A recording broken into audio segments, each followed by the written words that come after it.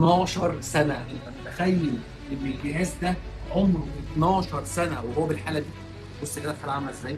ده ايفون اس اي اللي ما حضرش الايفون وما اشتغلش في الايفون ايام ما كان الاس اي ده ترند، ايام ما كان اللون ده ابل اللي اخترعته. بص الحالة عاملة ازاي؟ بص كده الحالة عاملة ازاي؟ وشغال على فكرة، شغال. بص اهو، بص الجهاز شغال. حاله نادره، ده بقى اللي اسمه اثار، ده تاخده تحطه في النيش حضرتك، ده تاخده كده يعني. بص اصلا الديزاين ممنوع ده، معاه البوكس بتاعه. بص الحاله عامله ازاي، بص عامله ازاي. ايام ما كان الايفون ايفون، ايام ما كان اللي بيشتري ايفون كان بيشتري ايفون علشان بيستثمر فلوسه. اللي كان موجود من الاندرويد الوقت ده مات خلاص، انتهى. فاهم حاجه؟ لكن النهارده الجهاز ده شغال، الجهاز ده شغال. حد كان شايل الجهازين في البيت والنهارده بيبيعهم عادي جدا. بس اثار، والله العظيم اثار. يعني بجد بص، بص الحاله عامله ازاي، بص الحاله عامله ازاي، جديد مفيش ولا خربوش.